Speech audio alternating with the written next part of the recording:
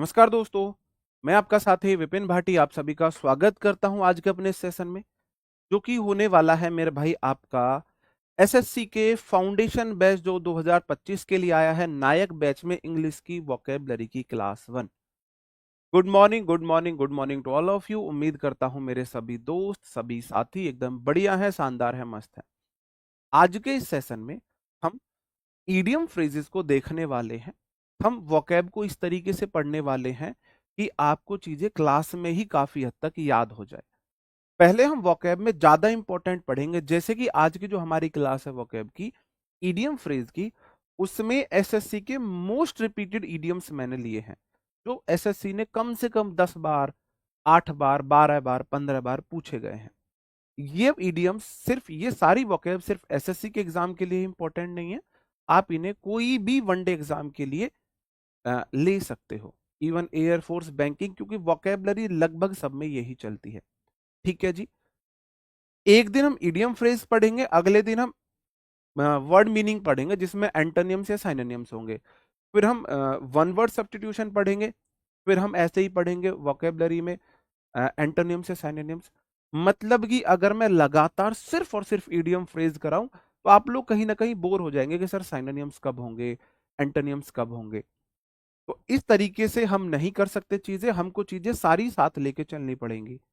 हम day fix कर लेते हैं, जैसे कि मंडे हम इडियम फ्रेज, ट्यूसडे वोकेबलरी में synonym, Thursday one word substitution, और फिर वेंसडे हम देख लेंगे मेरे भाई, Wednesday one word substitution, Thursday हम फिर से साइनो एंटो देख लेंगे या एंटोनिम्स देख लेंगे। उस तरीके से हम चीजें लेके चलेंगे, ठीक है। या तो आप एक मोटी सी कॉपी ले लेंगे या छोटी छोटी 4 कॉपियां ले लेंगे। अगर आप एक मोटी सी कॉपी लोगे तो आपको जो नोट्स बनाने हैं उसमें 4 पार्ट में उसे बांट लेना है। इडियम फ्रेज एक जगह लिखने होंगे, आपको एंटोनिम साइनोनिम्स अलग लिखने होंगे। बाकी प्लेलिस्ट उस तरीके से बना दी जाएगी कि इडियम फ्रेज की प्लेलिस्ट अलग हो जाएगी, एंटोनिम्स की अलग हो जाएगी, साइनोनिम्स की अलग हो जाएगी, वन वर्ड की अलग हो जाएगी। ओके, एक बार थम अप करेंगे तो मैं अपना सेशन शुरू कर देता हूं, ये बताने के लिए हाँ जी ऑडियो विजुअल ठीक है।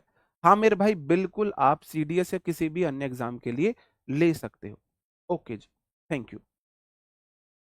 बहुत से मेरे साथी, मेरे स्टूडेंट्स पहली बार पढ़ रहे होंगे, तो उन्हें यह भी नहीं पता होगा कि सर इडियम फ्रेज क्या होते हैं, उनसे क्वेश्चन किस तरीके से आते हैं। इडियम फ्रेज जिन्हें आप हिंदी में बोलते हो कहावतें, मुहावरे, ये आपने हिंदी में पढ़े होंगे। जैसे होता है हिंदी में नाच न आवे आंगन टेढ़ा, आपने सुना होगा, है ना। ये वाला सुना होगा आपने, नाच न आवे आंगन टेढ़ा, है ना। नामन तेल होगा ना राधिका नाचेगी, ये सब आपने सुना होगा। तो इनका जो मीनिंग है ये तो मैंने आपको बता दी। मुहावरे जो हमारे हिंदी में होते हैं उन्हें हम इंग्लिश में बोलते हैं।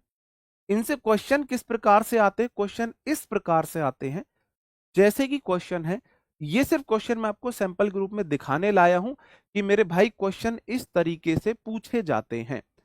जैसे क्वेश्चन है, select the most appropriate meaning of the given idiom.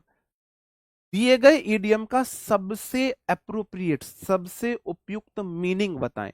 Hindi में कुछ नहीं दिया रहेगा आपको, इंग्लिश में ही चीजें दिए रहेंगी। अगर आपका पेपर 25 नंबर 25 क्वेश्चन का है तो उसमें 2 मिनिमम 3 भी इडियम फ्रेज पूछे जा सकते हैं। ठीक है मेरे भाई। जैसे कि bite the dust, bite the dust आप बताओगे इसका क्या मीनिंग होता है? बाइट द डस्ट, धूल खाना। भाई बाइट मीन्स खाना, द डस्ट मतलब धूल, धूल खाना हिंदी में हुआ इसका मीनिंग। लेकिन क्या अर्थ सच में धूल खाना होता है? नहीं मेरे भाई। टू सफर अ डिफीट, एक हार को झेलना। To fall from a height, किसी ऊंचाई से गिरना। टू रिमेन काम, शांत रहना। और टू फॉल अस्लीप, सो जाना। इन चारों में से सबसे अप्रोप्रिएट जो इसका मीनिंग है वो है to suffer a defeat. Suffer a defeat मतलब कि कोई हार झेलना। भाई धूल चटा दिया आपने किसी को, धूल फांक रहा है, धूल खा रहा है, इसका मतलब बेचारा कोई बंदा स्ट्रगल कर रहा है, उसको सफलता नहीं मिल रही है, हार झेल रहा है। ठीक है, समझ गए किस तरीके से क्वेश्चन आता है? इस तरीके से क्वेश्चन आता है। ठीक है मेरे भाई। हाँ, नोट्स आप बोर्ड पीडीएफ से बना लेना, ज्यादा बड़े रणछोड़ दास छाछड़ या वायरस शास्त्र बुद्धि मत बनना। इतना दिमाग मेरे अंदर भी नहीं है कि मैं देखता देखता नोट्स बनाता चलूं। दूसरी बात, मेरी बातों को बहुत ज्यादा सीरियस मत लेना। मैं यहाँ पे आपको बहुत ज्यादा सीरियस होकर आपका बीपी बढ़ाने नहीं आया हूं, हंसते बोलते मस्ती में पढ़ेंगे। ठीक है मेरे भाई, समझ गए क्वेश्चन किस प्रकार से आता है? अब तो नहीं पूछोगे सर क्वेश्चन कैसे आएगा, अब तो नहीं पूछोगे सर क्वेश्चन कैसे आएगा। मैंने बता दिया क्वेश्चन किस प्रकार से आता है। क्वेश्चन इस प्रकार से आता है, एक इडियम्स दिया होगा, 4 ऑप्शन दिए होंगे, आपको बिल्कुल जो उसका रिलेटिव मीनिंग होगा वो बताना होगा। हमें याद, जैसे कि ये वाला मैं आपसे बाद में डिस्कस करूंगा, हमें याद कैसे करना है। ये वो वर्ड है जो मोस्ट रिपीटेड है, एसएससी ने सबसे ज्यादा इन्हें रिपीट किया है। रिलेटिंग मेथड से छोटी छोटी कहानियों के थ्रू हम इन्हें याद करते हुए चलेंगे। पहले हम मोस्ट रिपीटेड करेंगे, उसके बाद फिर एसएससी ने 2 या 3 बार पूछे उन्हें करेंगे, फिर एक बार पूछे उन्हें करेंगे, फिर एक्सपेक्टेड भी करेंगे। मैं सबसे पहले सारे इडियम्स इडियम्स करा दूं तो आप लोग खुद बोर हो जाओगे, मैं तो करा दूंगा, है ना। तो सारी चीजें साथ चलती रहे, इसलिए हम वीक में 2 दिन वोकेबलरी में एंटोसाइनो जरूर रखेंगे। बाकी इडियम्स और वन वर्ड की क्लास चलती रहेगी। स्पीड आप लोगों के ऊपर डिपेंड करेगी, मैं स्पीड कितना रखूं। और बैच हम क्योंकि प्रॉपर टाइम है, अच्छे से आराम से समझेंगे।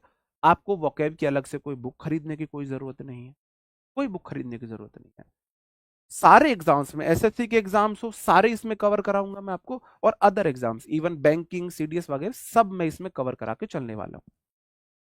Beat about around the bush का मतलब हो जाता है इधर उधर की बातें करना, मेन पॉइंट को मिस कर जाना। हिंदी आपको एग्जाम में नहीं देखने को मिलेगी, एग्जाम में आपको हिंदी देखने को नहीं मिलेगी। एग्जाम में सिर्फ आपको इडियम्स देखने को मिलेगा और 3-4 ऑप्शन होंगे। अब ये मैंने 3 क्या लिखे हैं, 3 लिखने का मतलब है एसएससी ने ये मीनिंग 3 तरीके से पूछा है। एक बार इसका आंसर था अवॉइड द मेन टॉपिक, एक बार इसका सही आंसर माना था speak in a round about manner, और speak vaguely to avoid taking talking about it. 3 तरीके से इसका मीनिंग उन्होंने पूछा, लेकिन तीनों का मतलब तो एक ही है भाई। मेन टॉपिक को अवॉइड करना, घुमा फिरा के बात करना, है ना, संदिग्ध रूप से बात करना किसी चीज को अवॉइड करते हुए। तो इसलिए ईडियम फ्रेज आप हिंदी में मीनिंग याद कर लेना, ऑप्शन इंग्लिश में जो अप्रोप्रिएट हो वो आप इजीली फाइंड आउट कर लोगे। आपको ये याद नहीं करने हैं, ये याद नहीं करने हैं, इन पे सिर्फ एक नजर घुमानी है जिससे आपको आइडिया हो जाए। अभी मैं आपको समझा ही रहा हूं आपको क्या याद करना है, क्या क्या इनका मतलब है। Beat about around the bush का मतलब होता है घुमा फिरा के बात करना। ये आपको हिंदी में पता होना चाहिए, घुमा फिरा के बात करना। बाकी ये तरीके एसएससी ने घुमा फिरा के पूछे हैं, ठीक है, तो आप उन्हें समझ जाओगे। अगर आपको हिंदी में पता है घुमा फिरा के बात करना, तो आप ऑप्शन में ढूंढ लोगे कि किस ऑप्शन का ये मतलब जा रहा है। इसका भी यही मतलब जा रहा है, मेन टॉपिक पे बात नहीं कर रहे हो, घुमा फिरा के बात कर रहे हो, घुमा फिरा के बात कर रहे हो, संदिग्ध रूप से बात कर रहे हो आप, ठीक है। अब हम याद करते हैं। पीट मतलब पीटना, अबाउट या अराउंड, चारों तरफ, बश मतलब होता है झाड़ियां, झाड़ियों के चारों तरफ आप लठ बजा रहे हो मेरे भाई, इसका क्या मतलब है। सांप निकल गया, झाड़ियां पीट रहे हो, इसका मतलब तो आप मेन टॉपिक पे तो आप आ ही नहीं रहे हो, उधर उधर की बातें कर रहे हो, याद रह जाएगा। बीट अबाउट या अराउंड द बश का मतलब होता है भाई झाड़ियों के इधर उधर पीट रहे हो, है ना, झाड़ियों के उधर उधर आप पीट रहे हो, कुछ भी ऐसे ही, तो आप ना घुमा फिरा के बात कर रहे हो। दूसरा एक और तरीका मैंने बोला कि जैसे कि अब जापान बोलने लगे हम ना बुश को पीटेंगे। अमेरिका पूछे किसे पीटोगे, उस टाइम पे इमेजिन करो जॉर्ज डब्ल्यू बुश अमेरिका के प्रेसिडेंट, उन्होंने बोला किसको पीटोगे, अमेरिका बोले, फिर जापान बोले हमने तो डब्ल्यू बुश का नाम लिया ही नहीं, हम तो झाड़ियों की बोल रहे थे। तो अब घुमा फिरा के बात कर रहे हो, मेन बात नहीं कर रहे हो, आप ऐसे भी बोल सकते हो। मतलब तरीका 2 तरीके से, किसी भी तरीके से आप याद रख सकते हो। ओके, आगे बढ़ जाता हूं। अगला क्वेश्चन है स्पिल द बीन्स। स्पिल का मतलब होता है बिखेर देना, और बीन्स तो आप समझते हो खाने की होता है। स्पिल द बीन्स का मतलब हो जाता है मेरे भाई अनजाने में भेद खोल देना, अनजाने में भेद खोल देना, disclose the secret accidentally. Accidentally मतलब अनजाने में, जानबूझ के नहीं, सीक्रेट को डिस्क्लोज कर दिया है अनजाने में।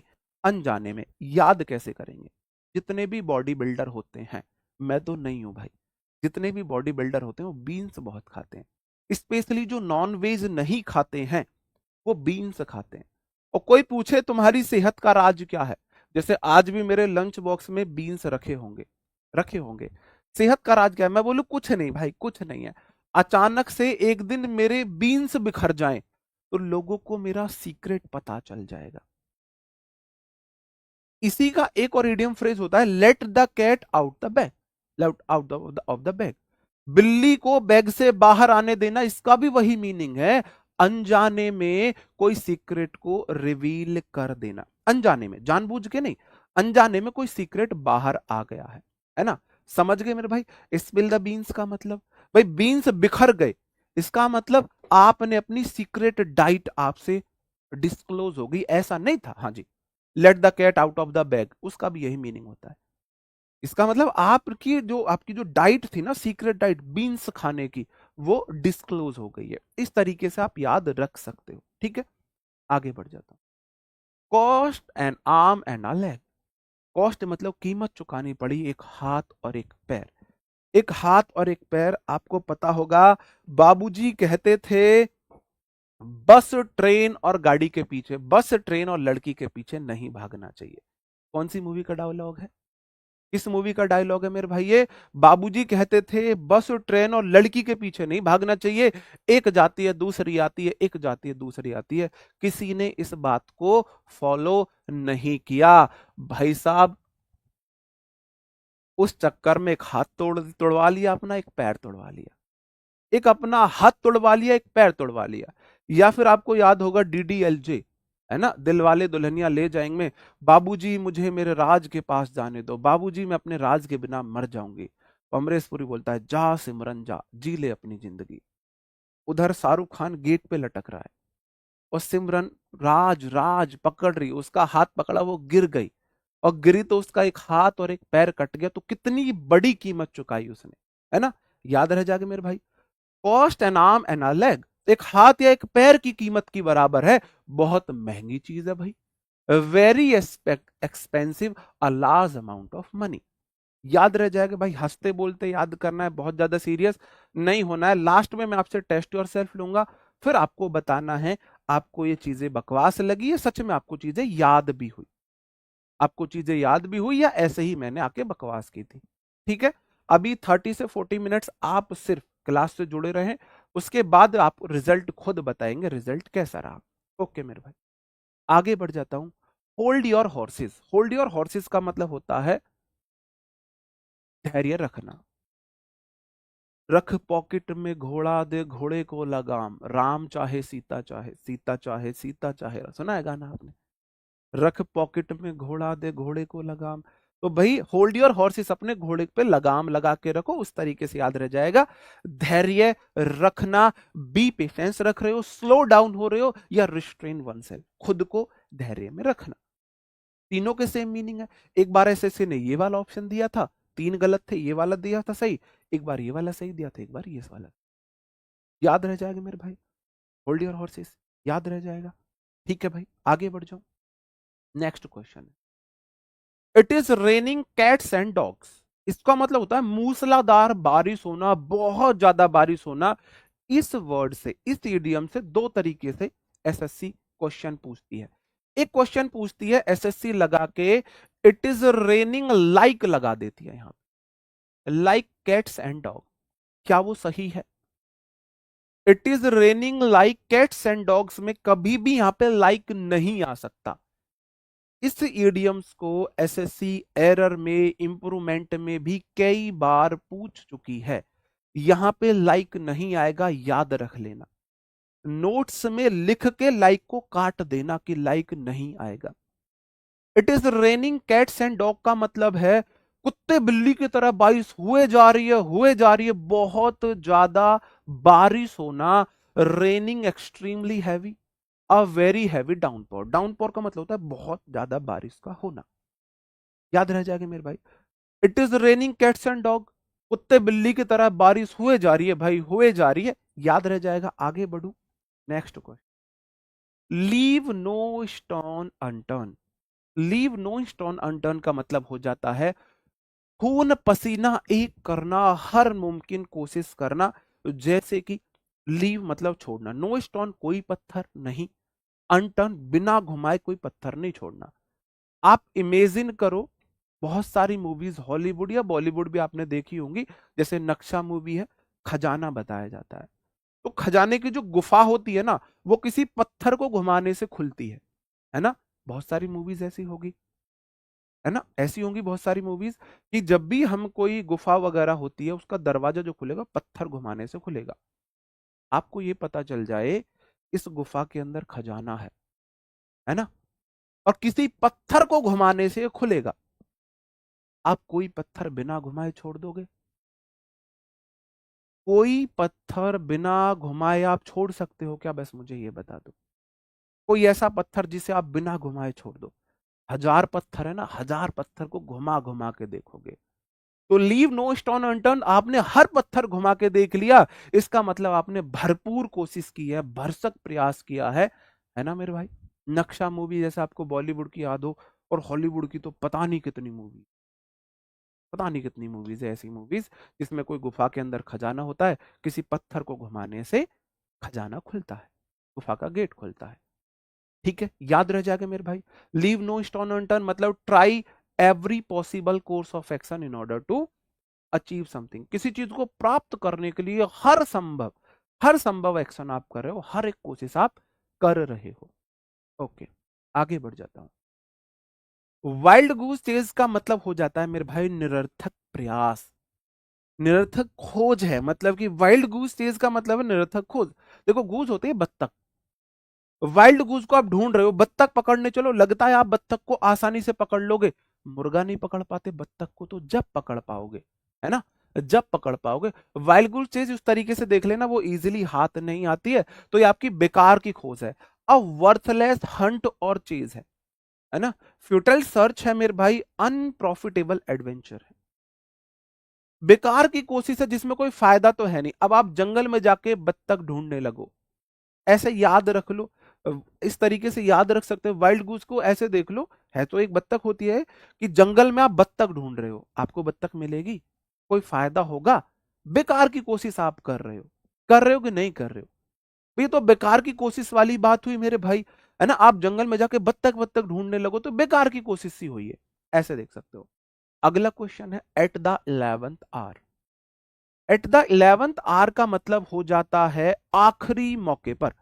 कोई टास्क को करने के लिए आपको 12 घंटे का समय दिया गया और आप उसे 11वें घंटे में फिनिश कर पा रहे हो, इसका मतलब क्या हो जाएगा? आखिरी मौके पर। 11th आवर तो वैसे ही याद रह जाएगा, 12 घंटे में से 11वां घंटा आपने कोई काम किया था। At the very last moment, बिल्कुल लास्ट मोमेंट पर, जस्ट बिफोर द डेडलाइन, बिल्कुल डेडलाइन से बिल्कुल पहले 12 घंटे का आपको टास्क दिया गया। जैसे कि आपको पता है यूपी पुलिस में पहले 20 मिनट में, 20 मिनट में अगर आप 4800 मीटर रनिंग करते हो तो आपको मिलते थे 100 मार्क्स। एक हमारा दोस्त है, उसकी जो रनिंग आई थी वो 19 मिनट 56 सेकेंड, 19 मिनट 59 सेकेंड और 56 मिनी सेकेंड में आई थी, सच में, कसम से। 19 मिनट 59 सेकेंड 56 मिनी सेकेंड, आधी मिनी सेकेंड से भी कम में उसको पूरे मार्क्स मिले थे। तो उसकी रनिंग आई थी एट द 11th आवर, बिल्कुल आखिरी मौके पर, बिल्कुल डेडलाइन पर। अगर उसकी नंबर इतने नहीं आते, उसको 100 मार्क्स नहीं मिलते, तो उसका सिलेक्शन भी नहीं होता, सिलेक्शन भी नहीं होता। ठीक है, जो मुश्किल वर्ड्स होंगे मैं उसकी हिंदी लिखता चलूंगा, ठीक है मेरे भाई? जो मुश्किल वर्ड्स आपको लगे बता देना, मैं उनकी हिंदी लिखता चलूंगा। अगला वर्ड है ब्लो वंस ऑन ट्रम्पेट। ये तो होता है, आपने देखा होगा, जो वैसे होती है ना, क्या बोलते हैं उसको, ऐसे बजाने की जो होती है, बांसुरी की टाइप, सहनाई टाइप की जो होती है बजाने की, उसे बोलते हैं ट्रम्पेट। तो ब्लो वंस ऑन ट्रम्पेट, आप खुद के लिए सहनाई बजा रहे हो, आप खुद की सहनाई बजा रहे हो, पौ पौ पौ पौ पौ, आप खुद के लिए सहनाई बजा रहे हो, इसका मतलब खुद की ही प्रशंसा कर रहे हो। भाई किसी के मान में, सम्मान में, खुशी के मौके पर सहनाई बजती है। आप वंस ओन मतलब खुद के लिए सहनाई बजा रहे हो। कोई ऐसा व्यक्ति नहीं होता हमेशा अपनी तारीफ करता रहता है, तेरे भाई की शर्ट, तेरे भाई के जूते गुच्ची के हैं भाई, तेरे भाई की बेल्ट, तेरे भाई की शर्ट, तेरे भाई की पैंट, है ना, बहुत ज्यादा, बहुत ज्यादा तारीफ करने वाला। जी, ठीक है। तो प्रेज वन सेल्फ, अपने मुंह मियाँ मिट्ठू बनना, अपनी बहुत ज्यादा तारीफ करना, प्रेज वन सेल्फ है। टॉक बोस्टफुली, बोस्टफुली मतलब सेखी से, है ना, सेखी बोस्ट। बोस्ट होता है सेखी मारना अपनी, talk boastfully about oneself, खुद के बारे में बहुत ज्यादा सेखी मारना। To boast about their achievements, अपने अचीवमेंट्स की बहुत ज्यादा प्रशंसा करना, तीनों का मतलब तो वही है। प्रेज मतलब वन सेल्फ, खुद की प्रशंसा करना, अपने बारे में बहुत ज्यादा सेखी मारना, और खुद के अचीवमेंट्स की बहुत ज्यादा तारीफ करना, सेखी मारना, मीनिंग तो वही निकला तीनों का। तो मेरे भाई अपने मुंह मियाँ मिट्ठू बनना है, खुद की तारीफ करना। अगर आपको हिंदी में ये याद है तो इंग्लिश में ऑप्शन आप इजीली इजीली पकड़ लोगे। तो आपको हिंदी का याद कर लेना, ऑप्शन हिंदी में याद कर लेना, बेशक आपको वहां हिंदी नहीं देखने को मिलेगी, लेकिन अगर आप ऑप्शन को हिंदी में याद कर लोगे, हिंदी में मीनिंग याद कर लोगे, तो ऑप्शन से आप सही आंसर तक इजीली पहुंच जाओगे। आगे बढ़ जाते हैं। अगला क्वेश्चन है have an axe to grind. एक आपने क्या ले लिया भाई, एक्स होता है कुल्हाड़ी, क्या होती है कुल्हाड़ी, एक कुल्हाड़ी आपने ली है किसके लिए, किसके लिए, ग्राइंड करने के लिए। ग्राइंड मतलब किस चीज को हम पीस वीस रहे होते हैं ना, उसके लिए। कुल्हाड़ी से तो काटा जाता है, कुल्हाड़ी से काटा जाता है। घर में आगे मेहमान, दो बहुए घर में, एक ननंद, एक सॉरी एक जेठानी, एक देवरानी। जो देवरानी होगी कुछ मसाले पीसने का काम आया, उसने क्या ले लिया, कुल्हाड़ी से मसाले पीसने लगी। कुल्हाड़ी लेके आराम आराम से मसाले पीस रही, क्यों, कामचोर है। अगर जल्दी से उसने मसाले पीस दिए तो दूसरा काम उसको बता दिया जाएगा। तो अपना उल्लू सीधा कर रही है भाई, वो अपना उल्लू सीधा कर रही है या नहीं। भाई आप ग्राइंड कर रहे हो एक्स से, कुल्हाड़ी से पीसने का काम कर रहे हो, इसका मतलब आपका खुद का कहीं ना कहीं स्वार्थ है, खुद का कहीं ना कहीं स्वार्थ छुपा हुआ है। बस आप ऐसा कर रहे हो, हाँ जी, ठीक है, आप ऐसा कर रहे हो, तो आप प्राइवेट इंटरेस्ट टू सर्व, कुछ काम करने का, किसी की सेवा करने का आपका खुद का निजी कोई स्वार्थ है। To have an ulterior motive, आपका कुछ अपना कुछ निहित स्वार्थ है, कुछ मोटिव है, कुछ मोटिव है, ठीक है मेरे भाई। नेक्स्ट क्वेश्चन पर आ जाता हूं। A bolt from the blue, bolt मतलब झटका लगा है, ब्लू मतलब नीले नीले अंबर से, आपने गाना सुना ही होगा। तो ब्लू वाले जो हमारे मीनिंग आएंगे, या तो इडियम फ्रेज में ब्लू मीनिंग का यूज किया जाता है आसमान के लिए, या फिर ब्लू का मीनिंग किया जाता है डिप्रेशन, सॉरी, हाँ जी, डिप्रेशन के लिए, है ना। डिप्रेशन के लिए या तो यूज किया जाएगा या आसमान के लिए यूज किया जाएगा। आ बोल्ट फ्रॉम द ब्लू, आसमान से झटका लगा, आसमान से अचानक बिजली गिरी। क्या बिजली कभी बता के गिरती है, हाँ जी, हट जाओ मैं गिरने वाली हूं, हेलो वहां से हटाओ मुझे वहां गिरना है। आज तक ऐसा हुआ है कि बिजली पहले बताएगी हाँ जी हट जाओ मैं वहां गिर रही हूँ, एकदम से आसमान में बिजली कड़केगी और पता नहीं कहां गिर जाएगी, यही होता है। तो आ बोल्ट फ्रॉम द ब्लू का मतलब हो जाता है आकस्मिक घटनाएं, अचानक से कोई अनप्लीजेंट इवेंट है, आकस्मिक होगी, अचानक से होगी, और अनप्लीजेंट मतलब दुखद होगी, सुखद नहीं होगी, दुखद होगी। समथिंग कुछ अनएक्सपेक्टेड है, जिसकी उम्मीद नहीं की थी, एंड अनप्लीजेंट है, जो दुखद है, सुखद नहीं है।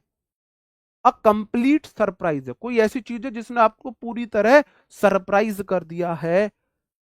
सडन कैलेमिटी, कैलेमिटी का मतलब हो जाता है कोई दुखद घटना है, दुविधा है, उस चीज को बोलते हैं, ठीक है। एन अनएक्सपेक्टेड डिजास्टर, डिजास्टर का वही मीनिंग होता है दोनों साइन हो, एक दूसरे को साइन हो। अचानक से कोई बहुत बुरी घटना, सिचुएशन है जिसकी उम्मीद नहीं थी, बहुत दुखदाई है, दर्दनाक है, दुखदाई है, ठीक है मेरे भाई।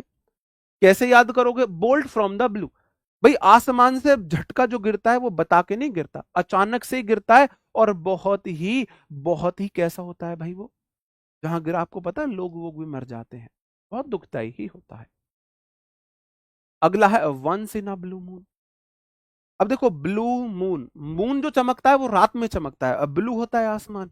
कभी दिन में आपने मून, चंदा मामा को निकलते देखा है, कभी कभी ऐसा होता है गर्मियों में कि चंदा मामा दिन में निकले, कभी कभी होता है ना। भाई चंदा मामा, चांद जो होता है वो रात में निकलता है, ये आपका वाला चांद नहीं है। Once in a blue moon, ये आपका चांद नहीं, आपका चांद तो पता नहीं दिन रात कभी भी निकल सकता है। ये आपका चांद नहीं है, ये वो ऊपर वाला चांद है, चांद तारे सूरज, ये वो वाला चांद है। तो चांद जो है ब्लू मून, आप ऐसे देख लेना, मून नीले आसमान में कभी कभी निकलता है। तो कोई रेयरली कोई इंसिडेंट हो सॉरी, ईद का चांद होना, कभी कभार कोई होना, कोई चीज होना, रेयरली मतलब होता है ना के बराबर। इनफ्रिक्वेंटली, फ्रिक्वेंटली होता है अक्सर, अक्सर दिल तुझे याद करता है, अक्सर मतलब बार बार, और इन लगा के ऑपोजिट बन गया, जो चीजें अक्सर ना हो। ओकेजनली मतलब कभी कभार कोई चीज होती है। बात समझ रहे हो? ठीक है मेरे भाई। Once in a blue moon, जो नीला मून होता है वो कभी कभी होता है, कभी कभी होता है। ओके, आगे बढ़ जाता हूं। Face the music. आपने वो रील्स देखी है, जब कभी किसी की बेइज्जती होती है, म्यूजिक आ करके वो रील्स बजती है, मीम्स है वो, है ना? वो आपकी कौन सी है, त्रिपाठी करके, जो हमारी वेब सीरीज आई थी ना मिर्जापुर में, वो जो त्रिपाठी जी हैं, उनकी मीम्स है, वो एकदम करते हैं म्यूजिक। ये वहीं से आप याद रख लेना, फेस द म्यूजिक। म्यूजिक का सामना करना पड़ रहा है। आपको बोला गया था सब्जी लाने के लिए, और ये अंडरस्टूड है, लेडीज जब सब्जी लाती हैं तो धनिया फ्री लाती हैं, और आपने धनिये के या तो पैसे दे दिए, या आप धनिया लाना भूल गए हो। तो आपको कौन सा म्यूजिक सुनना पड़ेगा? फेस द म्यूजिक, जो घर पे आके बकवास आप सुनोगे ना, या आपसे कुछ काम के लिए बोला गया, आप भूल गए हो, कोई भी ऐसी घटना, कोई भी ऐसी चीज, जब आपको बहुत देर तक गाने सुनाए जाते हैं ना, बहुत देर तक आपको डांटा जाता है, किए का परिणाम भुगतना, वही होता है to accept punishment for mistakes, गलती को झेलना। ये किसी परिणाम को झेलना वाला सेंस है ना? गेट रिप्रीमेंडेड, रिप्रीमेंड का मतलब होता है डांटना, फटकार झेलना, डांटना, फटकारना। टू बियर द कॉन्सिक्वेंसेस, परिणामों को झेलना, और एक्सेप्ट द ब्लेम, ब्लेम को एक्सेप्ट करना। मतलब कि म्यूजिक को फेस करना पड़ रहा है। एक तो एंजॉय करना म्यूजिक वो अलग है, face the music, music face, समझ जाओ। उनकी डांट फटकार को आप डांट फटकार भी नहीं बोल सकते, बाद में ये बोलते तुम्हारी डांट फटकार ना गाने की तरह लगती है, ऐसे बोलना भी पड़ता है। ठीक है, आगे बढ़ जाता हूं मेरे भाई। अंडर द वेदर का मतलब हो जाता है आप ना वेदर के प्रकोप में हो। गर्मियों में आपको हैजा हो जाता है, सर्दियों में आपको कोल्ड कफ हो जाता है, सर्दियों में आपको कोल्ड कफ हो जाता है, और बरसात के मौसम में आपको इचिंग हो जाती है, खुजली हो जाती है। बीमार होना, आप कमजोर हो, थके हुए हो, बीमार हो, मतलब आप ना मौसम के प्रभाव में हो पूरी तरह, under the weather. To not feel well, अच्छा महसूस ना करना, टू फील सिक और अनहेल्दी, अनहेल्दी या सिक फील करना, to be in low spirit. मेरे भाई, लो स्पिरिट्स में होना मतलब कि कम जोश में होना, कम जोश में होना। जी, नीचे वाले आप नोट्स में लिख लेंगे तो आपके लिए फायदा रहेगा, नीचे वाले याद नहीं करने, याद ये वाले ही करने हैं, याद ये वाले ही करने हैं। आगे बढ़ जाता हूं मैं। बरीदा हैचेत का मतलब हो जाता है, ये एक प्रकार की, भी एक प्रकार की कुल्हाड़ी सी होती है, एक प्रकार की कुल्हाड़ी होती है मेरे भाई। बरी मतलब दफना देना होता है, आपने किसी चीज को गार्ड दिया है ना, गार्ड दिया, दफना दिया है। कुल्हाड़ी वुल्हाड़ी को आपने गार्ड दिया है, दफना दिया है। आपकी किसी से लड़ाई थी, कुल्हाड़ी वुल्हाड़ी लेके आप लड़ते थे, फिर बाद में आकर आपका समझौता हो गया, आपने कुल्हाड़ी को गार्ड दिया है। अब आपने कुल्हाड़ी को दफना दिया है, इसका मतलब क्या है? आपने झगड़े को खत्म कर दिया है, वही इसका मीनिंग है, झगड़ा खत्म करना, टू मेक पीस, शांति बनाना, to end a quarrel. Quarrel मतलब झगड़ा होता है, मैं आपको वोकेबलरी में ये सब याद कराने वाला हूं। टू मेक अ पीस, शांति बनाना, टू एंड अ क्वेरल, झगड़े को खत्म करना। अभी कुल्हाड़ी आपने गाड़ दी, इसका मतलब, जैसे मैं देखूं रॉन्ग टर्न मूवी आपने देखी, उसके कई पार्ट आए हैं, हॉलीवुड की मूवी, उसकी एक ऐसी कुल्हाड़ी सी होती है, और वो लोगों को मारता है, वो ऐसा उसका बड़ा गंदा सा उसका गेटअप होता है। उसने अपनी कुल्हाड़ी अगर गाड़ दी है, समझ जाओ अब झगड़ा वगड़ा उसका खत्म हो गया है मेरे भाई। आगे बढ़ जाता हूँ। टू स्मेल आ रैट, एक चूहे को आप महसूस कर रहे हो, जैसे कि आपने देखा होगा एकता कपूर, इंडिया की, इंडिया के समाज में गंदगी फैलाने में नंबर वन, इसका नाम है एकता कपूर। उसका सीरियल, उसमें बोले गोपी बहू रसोड़े में कौन था, रसोड़े में कौन था, वहां रसोई में कुछ गिर जाए तो फटाक से बोलेगी गोपी बहू रसोड़े में कौन था, उसको कुछ शक हो रहा है, दाल में कुछ काला होना, या तो आप इस तरीके से, तो स्मेल आ रहा है, रसोड़े में बेशक चूहे ने कुछ गिरा दिया हो, उसको लगेगा राशि बहू कुछ गड़बड़ कर रही है रसोड़े में। रसोड़े में राशि बहू कुछ गड़बड़ कर रही है, बेशक चूहे ने गिरा दिया हो। या फिर आप रसोई में घुसो, आपको चूहे की स्मेल आ रही है, आपको कुछ गड़बड़ लग रही है ना। आप रसोई में गए, आपको नहीं पता, और रसोई में रात में कोई चूहा मर गया, चूहा मर के सड़ गया है, तो स्मेल आ रहा है, चूहे मरने की स्मेल सी आ रही है, मुझको कुछ गड़बड़, कुछ गंदी बदबू सी आ रही है, तो इसका मतलब आप कुछ गलत महसूस कर रहे हो। टू सस्पेक्ट अ ट्रिक और डिसीट, किसी धोखे को महसूस करना, दाल में कुछ काला होना, डिटेक्ट समथिंग रॉन्ग, कुछ गलत को आप डिटेक्ट करना, आपको फीलिंग आ रही है, इंट्यूशन आ रहा है यार कुछ गलत है, कुछ तो गड़बड़ है, कुछ तो गड़बड़ है दया, रसोड़े में कोई ना कोई तो है। इस तरीके से आप याद रख सकते हो। ब्रेक द आइस, लोगों में हो गई लड़ाई, बातचीत नहीं कर रहे, है ना। वो आपने एड भी सुनी होंगी, divided by kings united by Kingfisher, IPL में बहुत सारी एड्स चलती हैं। लड़ाइयां हो गई हैं, बोला जाता है दो लोग कितनी भी बड़ी लड़ाई हो, अगर वो एक साथ बैठ के ड्रिंक कर ले, सारी लड़ाई उनकी शांत हो जाती है। ऐसा ही होता है, स्पेशली मैन, है ना। स्पेशली मैन, दो लोग अगर साथ बैठ के बातचीत ड्रिंक कर ले साथ बैठ के, उनकी लड़ाई खत्म हो जाती है। तो ब्रेक द आइस, अब ऐसे देखो, आइस का टुकड़ा है, बॉटल भी रखी है, शाम भी है ना, और क्या बोलते हैं उसको, सब आप जो भी बोलते हैं मुझे नहीं पता भाई, तो वो भी रखी हुई है। दो लोग आपस में बातचीत नहीं कर रहे, यार दोस्तों में लड़ाई होगी, या दो ऐसे कपल हैं जो ड्रिंक कर लेते हैं साथ, बहुत देर से लड़ाई है, बातचीत नहीं कर रहे, वो उससे नहीं बोल रहा तू मेरे लिए पैक बना, वो उससे नहीं बोल रहा, बाद में आके एक ने आइस को फोड़ा तो पैक बना दिए, इसका मतलब बातचीत शुरू हो गई है। ब्रेक द आइस, आपने आइस को तोड़ के पैक बना लिया, ये देख लो, आपने आइस क्यों तोड़ी है, पैक बनाने के लिए। अब आप पैक को चीयर्स करोगे, पैक को आप चीयर्स करोगे, बातचीत आपकी शुरू हो जाएगी। ब्रेक द आइस मतलब किसी बातचीत को शुरू आप कर रहे हो, चुप्पी तोड़ना, बातचीत शुरू करना, इनिशिएट समथिंग, कुछ आप इनिशिएट करना मतलब शुरुआत कर रहे हो।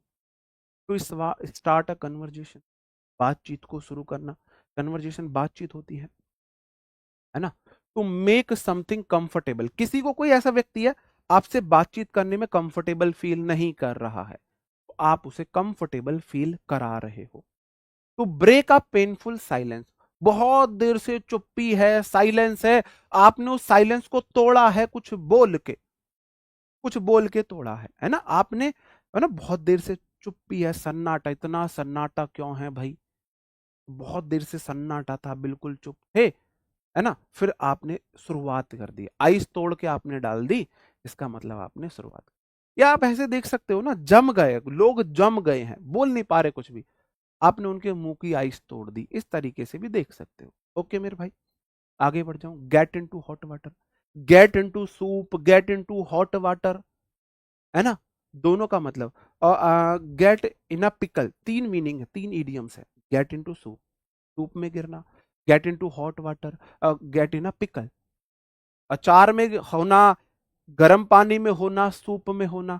आप इमेजिन करके देखो, आप सूप में गिरो, अचार में गिरो, गर्म पानी में गिरो, मुसीबत में तो फंसोगे, फंसोगे कि नहीं फंसोगे। जैसे मैं अपना एक इंसिडेंट बताऊं, कुछ एग्जाम मेरा था, सरसों का तेल खत्म हो गया घर में, नहाया, बाल रूखे करली हेयर, बिना तेल लगाए, तो ऐसे समझो नहाए ही नहीं है हम।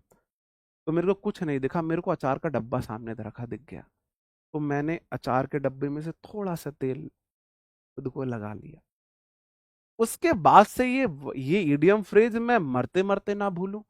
अचार के तेल में भाई नमक भी होता है, मिर्च भी होता है, अब की बात नहीं है, लगभग लगभग 14-15 साल पुरानी बात है। आप सोच के देखो तब हम कितने के होंगे, है ना, छोटे ही थे हम। जो मेरे सर में खुजली मची थी ना, जो मेरे सर में खुजली मची थी, जो मेरी हालत हुई थी ना मेरे भाई, तो गेट इनटू हॉट वाटर, गर्म पानी में आप गिर जाओ, मुसीबत में फंसोगे। गेट इनटू सूप, सूप में गिर जाओ, मुसीबत में फंस जाओगे। और गेट इनटू पिकल, अचार में गिरोगे तो भी मुसीबत में फंसोगे। ये तीनों आप यहां से याद रख लेना, आगे वो आएंगे वो भी मैं आपको बता दूंगा, मुसीबत में पड़ना। तो गेट इनटू ट्रबल, ट्रबल होती है मुसीबत। To be in a difficult situation in which you can be criticise, ऐसी मुसीबत में फंसे हो जहां तुम्हें तुम्हारी बुराई की जाएगी। अब सोच के देखो, गर्म पानी में आप गिर जाओ, जैसे कि आपने अनएक्सपेक्टेडली क्या खोल दिया, टंकी खोल दी जून जुलाई के महीने दोपहर के 2:30 बजे, तो गर्म पानी जब आपके ऊपर गिरा ना, आपने डायरेक्ट शॉवर खोल दिया, तो गर्म पानी एकदम से आपके ऊपर गिरा, तो क्या हालत आपकी हो। ओके मेरे भाई, आगे बढ़ जाता हूं। Hit the nail on the head. आप में से किस किस ने ये गेम खेला है, जब हम किसी कोई इंसान हम में से गंजा हुआ करता था, तो गंजे होने पर ऐसे मारते थे, गंजी पटेल तेरी खोपड़ी में तेल, मारूंगा अंडा निकलेगा तेल, ऐसे खेलते थे ना। वहीं से याद रख, अब मेरे बाल है, मेरे को तो नहीं मारेगा कोई, ऐसे मारेगा कोई, गंजे को ही मारते हैं। तो हिट द नेल, आप नेल मार रहे हो ऑन द हेड, किसी के हेड में नेल मार रहे हो, ऐसे ऐसे टन टन बजा रहे हो, आप किसी के सर में बजा रहे हो। वही इसका मीनिंग होता है सटीक जवाब देना, बिल्कुल सही होना, राइट टाइम पे राइट एक्शन करना। कोई गंजा आ जाए पीछे से टन टन, सही समय पे सही काम करना। खुद सोच के देखो, किसी बाल वाले को बिल्कुल सही समय पे ही करते थे। जैसे ही हम गंजे होते थे, मम्मी छोटी सी चुटिया और रखवाती थी, यहाँ पे चुटिया छोड़ी जाती थी, और हम जैसे कुछ काम करे, पीछे से कोई आता था, टन देसी बहुत जोर से मार के भागता था, हम भी दूसरों को मारते थे। इसका मतलब क्या हो जाता है, बिल्कुल, अब आप सोच के देखो, सही टाइम पे मारते थे ना, बिल्कुल सही जगह मारते थे, बिल्कुल बीच चांद में मारते थे, है ना। तो सटीक जवाब देना, बिल्कुल सही होना, कहने का मतलब आप करेक्ट कर रहे हो कुछ चीज, बिल्कुल मतलब सही टाइम पे सही एक्शन कर रहे हो। तो गंजे व्यक्ति को आप ऐसे मार रहे हो, तो मतलब जब वो गंजा है, सही टाइम है, बिल्कुल बीच चांद में कर मार रहे हो, तो सही एक्शन कर रहे हो, ऐसा बोला जाता था मेरे भाई।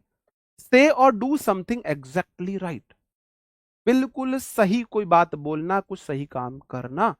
तो find exactly the right answer, बिल्कुल सही आंसर।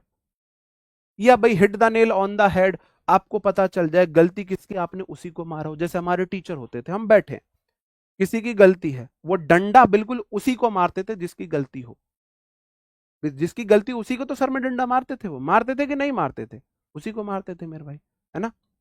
आगे बढ़ जाते, अगला क्वेश्चन है gift of the cap. Cap का मतलब होता है मेरे भाई, आप जो मस्ती करते हो ना, मस्ती जो आप करते हो, चैटर आप कर रहे हो, है ना, मस्ती कर रहे हो। गिफ्ट ऑफ द गैप, कोई ऐसा व्यक्ति है जो मस्ती खोर है, जिसको गिफ्ट मिला हुआ है मस्ती करने का, बोलने का।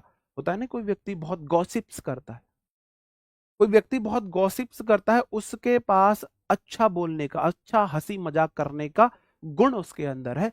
गिफ्ट ऑफ द गैप, ये मेरे भाई गॉसिप हो जाता है, गॉसिप, है ना। गिफ्ट ऑफ द गैप मतलब गॉसिप्स करने का उसके पास गिफ्ट है। जीवा पर सरस्वती का वास है, वाक्पुटता की क्षमता है, गिफ्ट है उसके पास, गॉसिप करने का गिफ्ट है।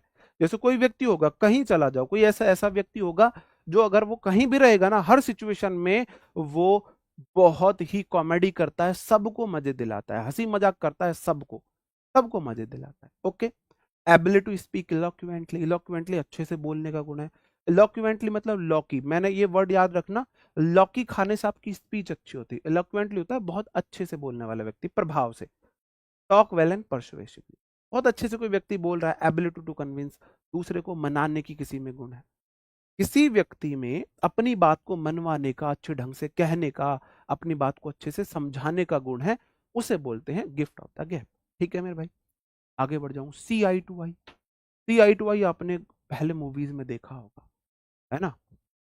तुम्हें मुझसे, मुझे तुमसे प्यार नहीं है, मैं तुमसे प्यार नहीं करता, तो लड़की बोलेगी मेरी आंखों में देख के बोलो तुम्हें मुझसे प्यार नहीं, ऐसे बोलते थे पुरानी जो मूवीज हो, मतलब 90s की मूवीज, है ना। फिर हनी सिंह में उसमें गाना बनाया था, मेरी आंखों में दिखाकर जब मैं बात करता हूं, मैं वो लौंडा नहीं जो तेरे साथ पढ़ता हूं।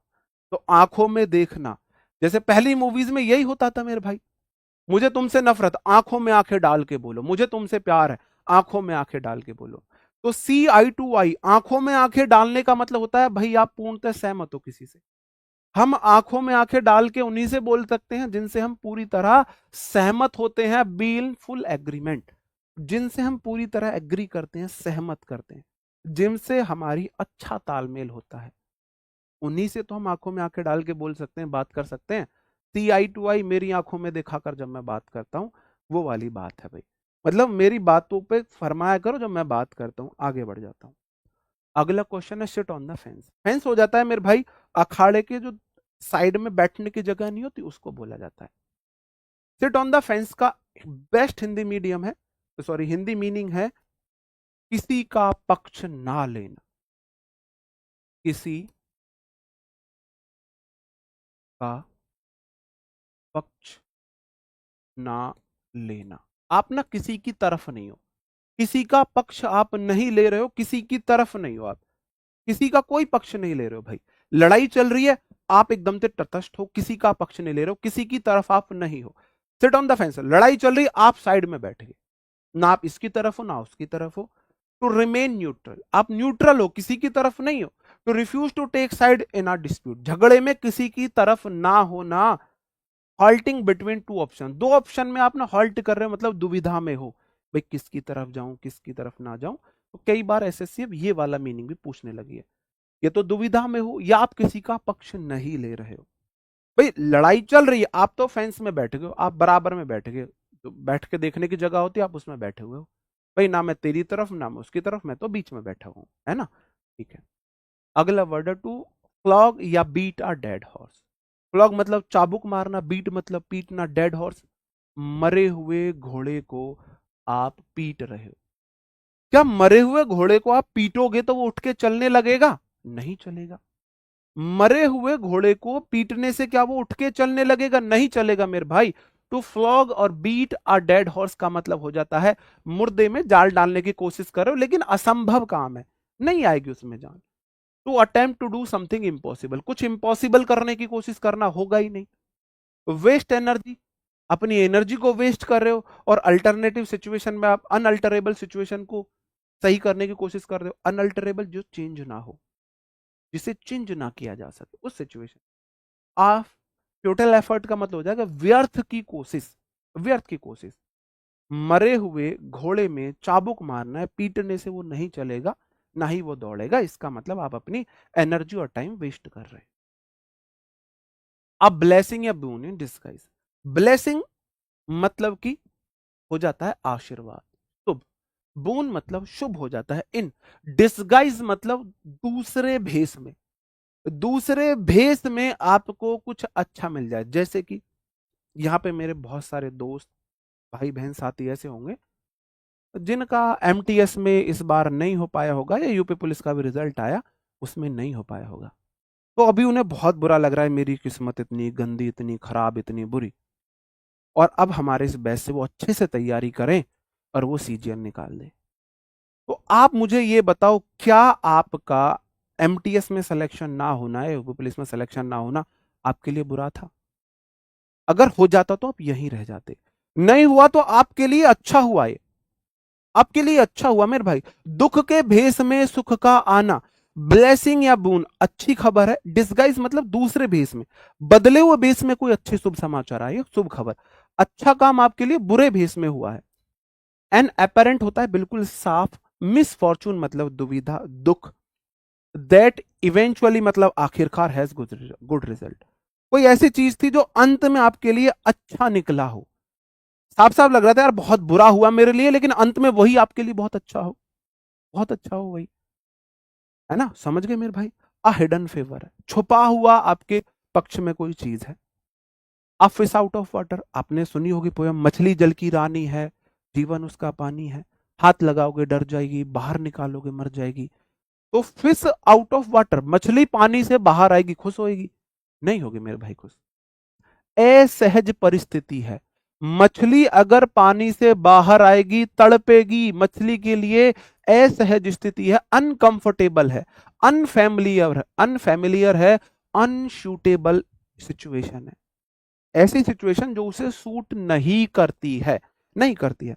अब पर्सन आउट ऑफ अकस्टम्ड का मतलब हो जाएगा किसी चीज से आप आदी हो, उससे अलग आप हो, है ना। आगे बढ़ जाता हूं।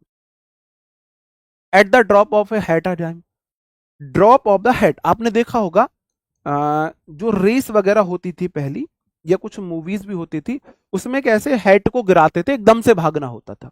तो eight the drop of a hat, head के ड्रॉप होते ही मतलब कोई काम तुरंत करना, बहुत तेजी से बिना किसी हिचकिचाहट के तुरंत घटित होना। पहले ऐसा ही होता था, बाद में आके गोलियां चलने लगी, बाद में आके गोलियां चलने लगी कि एकदम से ऐसे हेटवेट सी गिरानी होती है, एकदम से भागना होता है। रेस वेस पहले ऐसे ही स्टार्ट होती थी। तो विदाउट एनी हेजिटेशन, हैट जैसे ही गिरी एकदम से आपने अपना एक्शन कर दिया, बिना कुछ सोचे समझे, बिना किसी भी हेजिटेशन के। ये इसका मीनिंग हो जाएगा। कोई बिना कुछ आपने प्लान किया, बस सीधा सीधा कर दिया। Let the cat out of the bag, बिल्ली को बैग से बाहर आने देना मतलब जानबूझ के नहीं, अनजाने में कोई सीक्रेट रिवील होना। अनजाने में कोई बच्चा है, विदेशों में बिल्लियां पाली जाती हैं, 5 मिनट की और चलेगी क्लास। विदेशों में बिल्लियां पाली जाती है मेरे भाई। अब अचानक से बिल्ली, अब वो बिल्ली को इतना प्यार करते हैं, वो स्कूल भी स्कूल ले गए, और अचानक से एयरपोर्ट पे कहीं बिल्ली बैग से बाहर आ गई, उसका मतलब सीक्रेट रिवील हो गया। सीक्रेट रिवील हो गया कि नहीं हुआ, बताओ मेरे भाई? सीक्रेट रिवील हुआ नहीं हुआ? तो मेरे भाई रिवील अ सीक्रेट, ये इसका मीनिंग हो जाएगा। Let the cat out of bag मैंने आपको बता दिया, अ रेड लेटर डे, ऐसा दिन जिस दिन आपको रेड लेटर मिले। रेड लेटर मतलब ऐसा दिन जिस दिन उस पे मेरे भाई क्या हो, जिस दिन उस पे ऐसे दिल विल छपे हो, ऐसा ऐसा लेटर, रेड लेटर डे। आपको ऐसा लेटर मिले जिसपे ऐसे दिल विल छपे हुए हो, बताओ कैसा दिन होगा आपके लिए? या मान के चलो जो आपका ज्वाइनिंग लेटर आएगा ना, वो रेड आएगा, रेड लेटर डे। आपका वो दिन जिस दिन आपको रेड लेटर मिले, आपकी जिंदगी का सबसे महत्वपूर्ण दिन होगा। ज्वाइनिंग लेटर वाला दिन या ये वाला पत्र वाला दिन, 2 दिन बड़े महत्वपूर्ण होते हैं आपके लिए।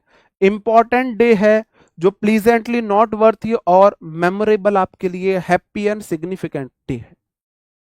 ऐसा दिन जो आपके लिए बहुत महत्वपूर्ण हो, या तो आप उसे बोल सकते हो ज्वाइनिंग लेटर वाला दिन, या आप उसे बोल सकते हो ये वाला दिन। ठीक है मेरे भाई? और लास्ट है आज का कॉल इट अ डे, यही इसका मीनिंग है। आज के लिए इतना ही, यहीं इसे समाप्त करते हैं। आज के लिए इतना ही, call it a day. Call it समाप्त करते हैं, अ डे, आज के लिए इतना ही समाप्त करते हैं, आज की चीज को यहीं पे हम खत्म करते हैं। कॉल इट अ डे मतलब आज के लिए इतना ही। कोई काम आप उस दिन बंद कर दो करना। डिसाइड और agree to stop doing something, कोई काम करने को आप स्टॉप करना डिसाइड कर रहे हो, तो गिव अप वर्क और गो बैक टू होम। काम बंद करके आप घर जा रहे हो, मतलब उस दिन का आप काम को खत्म कर रहे हो, उस दिन के लिए उतना ही काम कर रहे हो आप, ये इसका मीनिंग है। अब टेस्ट योर सेल्फ है मेरे भाई। टेस्ट योर सेल्फ में पता लगेगा कि मेरी मेहनत आपके कितनी काम आई, आपको चीजें याद भी हुई या नहीं हुई। टेस्ट योर सेल्फ में आपको क्या करना है? हिंदी वहां भी आपको नहीं मिलेगी, यहां भी नहीं मिलेगी। 4 ऑप्शन, 4 वर्ड हैं, 1 2 3 4, इनके इधर आंसर जंबल हो रखे हैं। आपको सिर्फ इतना बताना है, जैसे मैं बता रहा हूं, बीट अबाउट या अराउंड द बुश। आप बुश के झाड़ी के इधर उधर मार रहे हो, मतलब मेन टॉपिक पे तो आप आ ही नहीं रहे। इसका कौन सा मीनिंग है? वेरी एक्सपेंसिव, रेयरली है, डिस्क्लोज है, avoid the main topic, speak round about way. जैसे पहले का हो गया डी, मैं बता रहा हूं आपको करना कैसे है।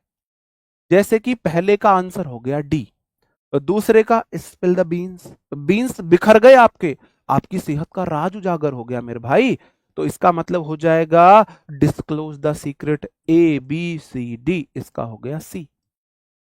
और cost an arm and a leg, एक हाथ और एक पैर की कॉस्ट, कीमत, मतलब मेरे भाई बहुत महंगी कीमत है, बहुत महंगी कीमत है, इसका हो गया A. D C A, once in a blue moon, कोई घटना रेयरली हो, कभी कभी हो, रेयरली, इसका हो गया बी। तो सही आंसर हो गए डी सी ए बी। अब आपको ये नहीं बताना पहले का ये, दूसरे का ये, तीसरे का ये, ना, आपको सीधा बोलना है डी सी ए बी, इस तरीके से। जैसे ये है, मैं इनमें ऑप्शन डाल देता हूं, ए बी सी डी, ये हमारे हैं। आपको डायरेक्ट बताना इसका ये, इसका ये, इसका ये, इसका ये। फेस द म्यूजिक, भाई म्यूजिक को फेस करना पड़ा, ताने सुनने पड़े, आपको ताने सुनने पड़े हैं, इसका मतलब पनिशमेंट आपको झेलनी पड़ी है, ताने सुनने पड़े, पहले का डी हो गया।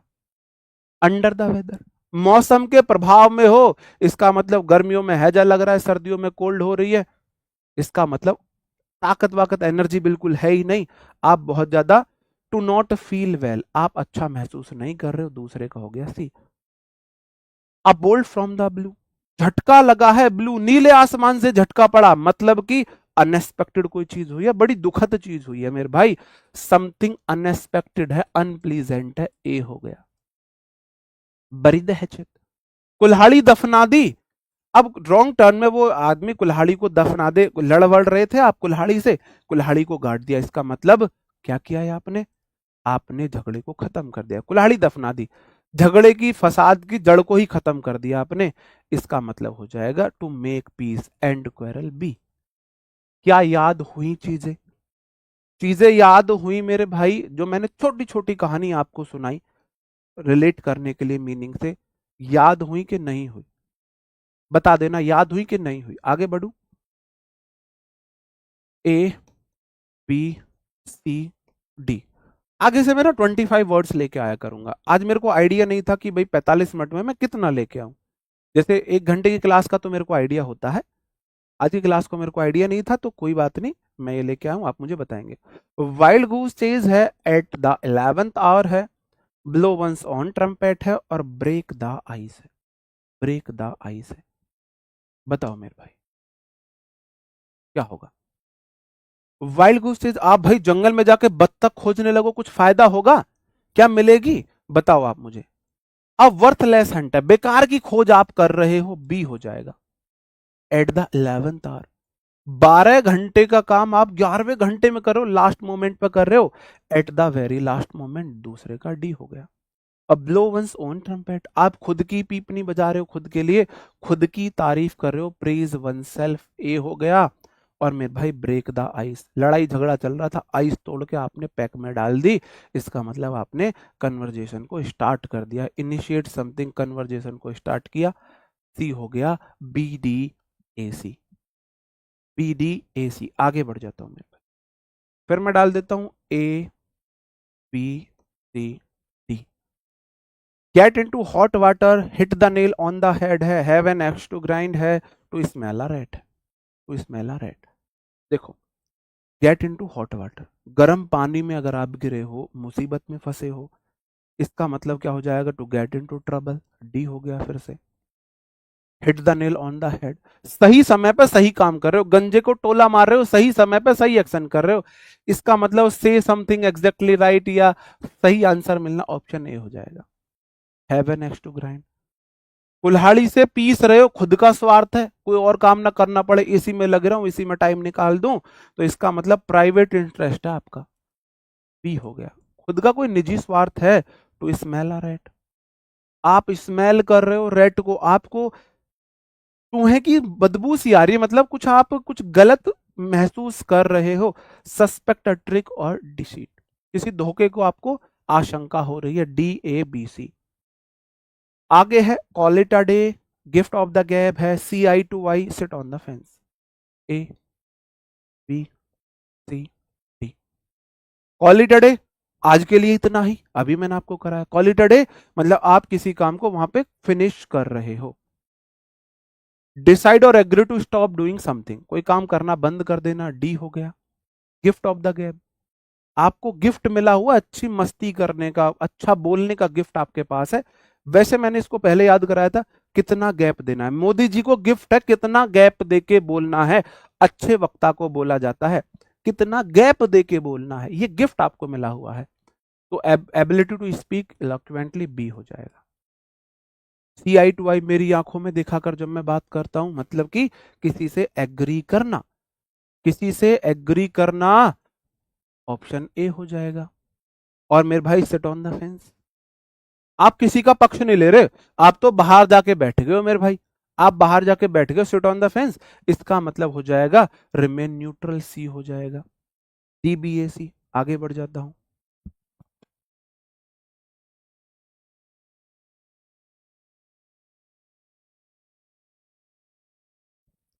बताओ, ए बी सी, इसमें तीन ही है, हाँ तीन ही है।